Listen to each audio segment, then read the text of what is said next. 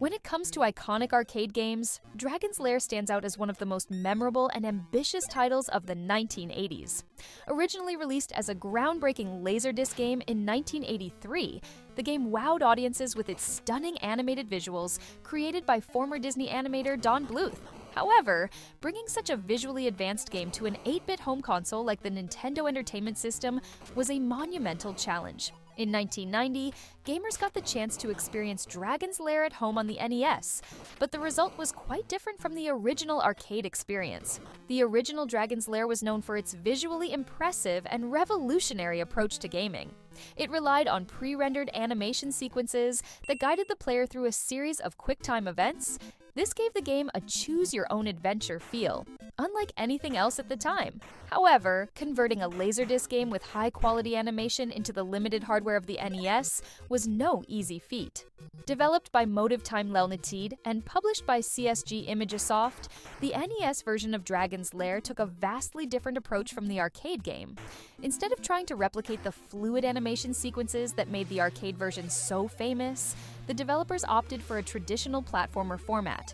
This change was due to the NES's limited memory and processing power, which couldn't handle the high-quality animations of the original game. The development team faced numerous challenges in bringing Dragon's Lair to the NES. The original game was a visual marvel, but the NES had only 8-bit graphics to work with, meaning the design team had to completely reimagine the game while keeping the core essence of the original story intact. Despite the hardware limitations, they managed to capture the game's spirit by crafting challenging levels, dangerous traps, and a world filled with the fantasy elements that fans loved. Dragon's Lair is a classic tale of heroism and adventure, revolving around Dirk the Daring, a valiant knight on a quest to rescue Princess Daphne from the clutches of the evil dragon, Singe. The princess has been imprisoned in a treacherous castle filled with traps, monsters, and other hazards. The player must guide Dirk through the castle's many dangers to reach the dragon's lair and save the princess.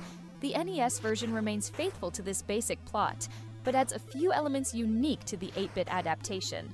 The game expands on the castle environment, introducing new locations and enemies that weren't present in the arcade version. Each level is like a chapter in Dirk's adventure, as he battles skeletons, avoids deadly traps, and overcomes various fantasy-themed obstacles.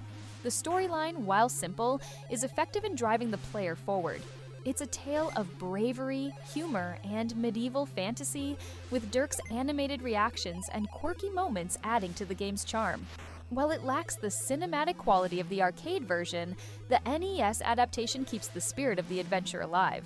Unlike the original arcade game, which was a series of quick-time events relying on precise timing, the NES version is a platformer at heart. The game features traditional side-scrolling platforming mechanics. Players must navigate Dirk through various dangerous environments filled with platforms, ladders, and moving hazards. The castle's layout is filled with obstacles, including swinging blades, fire pits, collapsing floors, and enemy ambushes. Jumping requires precise timing, as a single misstep can result in instant death. Each stage is a test of platforming skills, and players need to stay alert to avoid sudden traps. Dirk's main weapon in the game is his trusty sword, which he uses to fend off a variety of enemies, including bats, skeletons, and wizards. The combat is simple, with Dirk able to swing his sword in different directions to defeat enemies. The game's difficulty lies not only in the enemies, but also in the sheer number of obstacles and traps scattered throughout each level. The NES version is notorious for its unforgiving difficulty, requiring memorization and quick reflexes to overcome each challenge. While the game is mostly linear, there are exploration elements that encourage players to look for hidden items and secrets within the castle. Certain areas require solving puzzles, hitting switches, or finding keys to proceed to the next stage.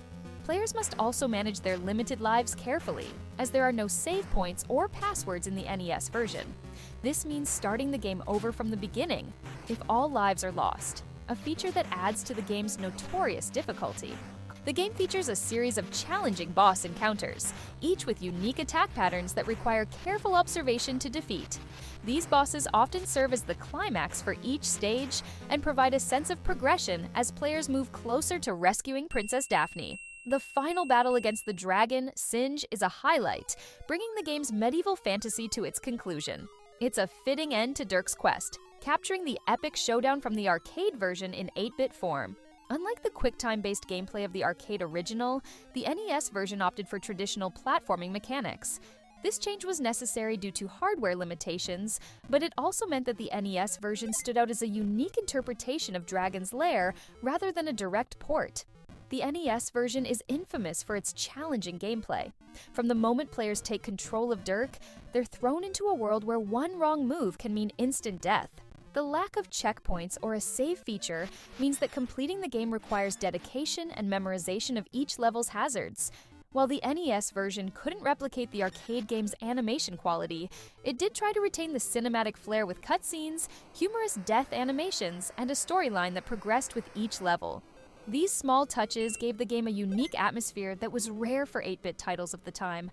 The cover art for the NES version of Dragon's Lair features hand-drawn illustrations that capture the style of the original arcade game's animation. The artwork is often praised for its vibrant, cartoon-like appearance, which harkens back to the original game's roots. One of the most memorable aspects is the variety of death animations for Dirk. Each stage and hazard has its own unique way of taking out the hero, from getting crushed by boulders to falling into bottomless pits.